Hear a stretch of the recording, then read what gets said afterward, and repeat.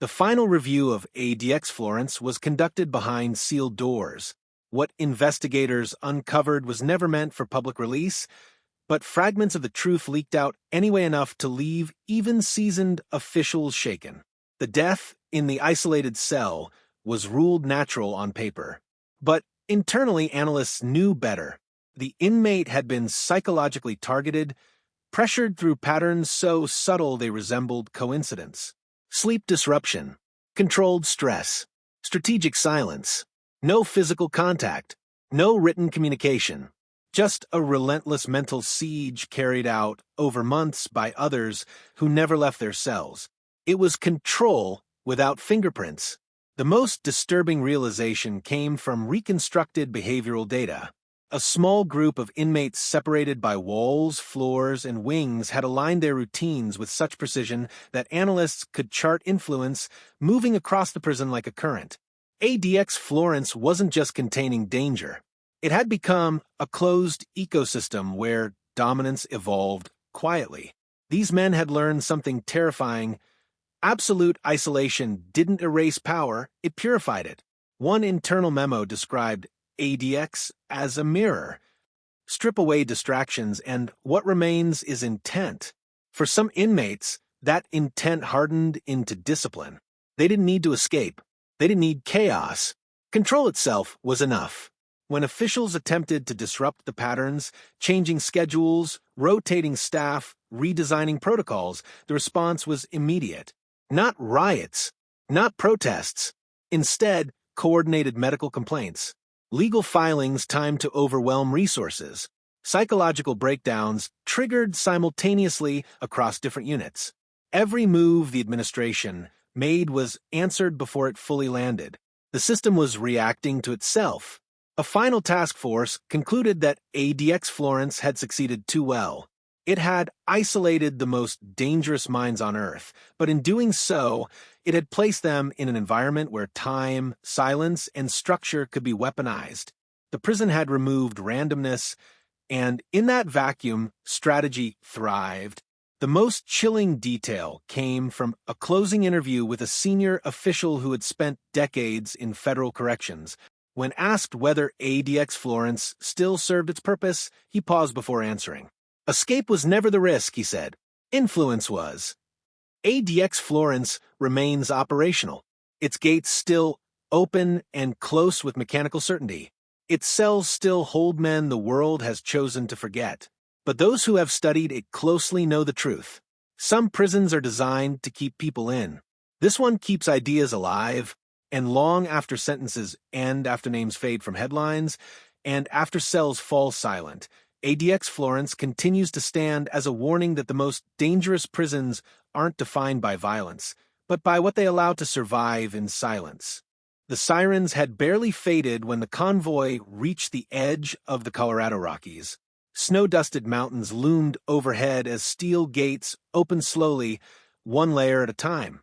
This was ADX Florence, the final destination for men the system had decided could never exist among others again. Inside one of the armored vehicles sat a man whose name had once dominated headlines. Now he was reduced to a number, his wrists chained, his eyes fixed straight ahead. The crime that brought him here had shaken the nation, carefully planned, ruthlessly executed, and impossible to undo. But the punishment waiting for him was something far worse than any courtroom sentence. ADX Florence wasn't built to rehabilitate. It was built to erase. As the gates slammed shut behind him, the sound echoed like a final verdict. Concrete walls swallowed every noise. No shouting, no chatter, no human warmth. Just silence so thick it felt alive. This was a prison where inmates spent 23 hours a day alone, sealed inside cells designed to control not just bodies but minds. The cell door opened. Inside was a narrow concrete box. A bed molded into the wall, a desk that couldn't be moved, a window barely wide enough to remind you the world still existed somewhere. The door closed again, locking with a mechanical certainty that told him one thing clearly. This place did not care who you were. Investigators would later describe ADX Florence as the end of the line. It housed terrorists, cartel leaders, and masterminds of violence, men too dangerous to trust even among other prisoners. The system believed isolation was the only solution. But isolation had consequences. Guards moved silently through the corridors, trained to avoid eye contact, to never linger. Communication between inmates was forbidden, yet somehow messages still traveled tapped through walls, whispered through vents, hidden in routines. Even here, power found a way to exist. That was the unsettling truth. Psychologists monitoring the facility noticed a pattern. Inmates didn't break immediately. First came denial, then obsession, counting steps, talking to walls, losing track of time, and eventually something darker: paranoia, rage, or complete emotional collapse. But the most dangerous inmates didn't unravel. They adapted. Some began manipulating guards with patience and precision. Others studied the system, learning its blind spots. Even in total isolation, influence could grow quietly. And somewhere deep inside the prison, investigators uncovered something disturbing: evidence that certain inmates were still coordinating actions beyond those walls. That discovery triggered an internal review no one wanted to talk about, because if control could exist inside the most secure prison on Earth, then ADX Florence wasn't just a prison. It was a pressure cooker. And the worst part? ADX Florence was designed to eliminate communication. That was the promise. But what investigators began to uncover suggested something far more unsettling. Silence itself had become a weapon, and some inmates knew exactly how to use it. Weeks after the internal review began, prison officials noticed irregularities in routine reports. Guards were logging incidents that didn't quite add up. Requests for medical checks at odd hours. Inmates anticipating inspections before they were scheduled.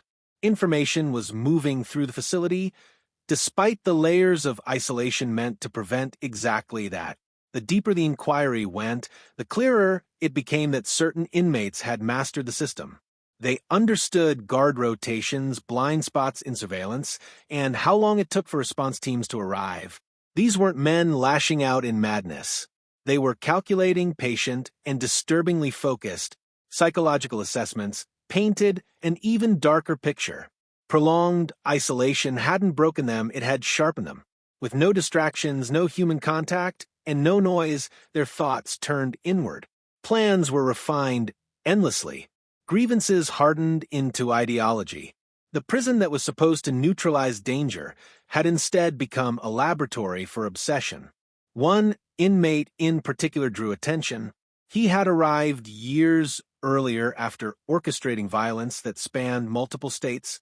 Inside ADX, he rarely spoke, rarely moved, and never caused trouble. Yet guards reported a strange pattern. Whenever he was escorted, incidents occurred elsewhere in the unit. Not riot, small disruptions. Enough to redirect attention. Enough to create opportunity. Investigators began to suspect coordination. Through months of analysis, they uncovered subtle signals, patterns of movement, timing, and behavior that suggested inmates were communicating indirectly. Not with words, but with routine. A cough at a certain hour. A request made on a specific day. Silence used as a signal rather than an absence. Then came the most troubling discovery. A former staff member came forward, claiming they had been manipulated without realizing it.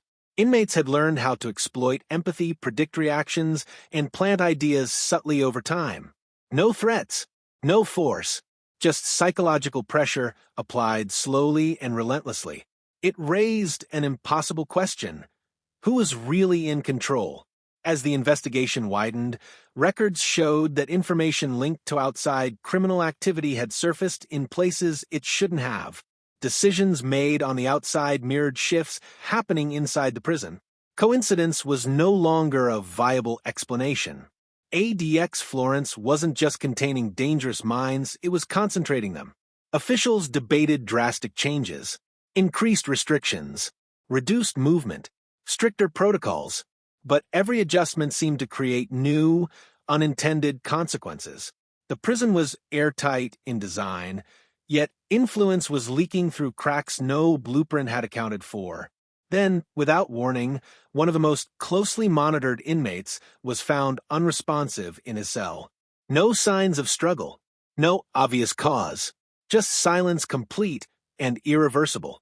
The timing was too precise.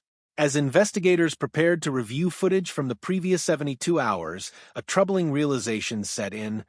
Whatever was happening inside ADX Florence wasn't chaos. It was strategy.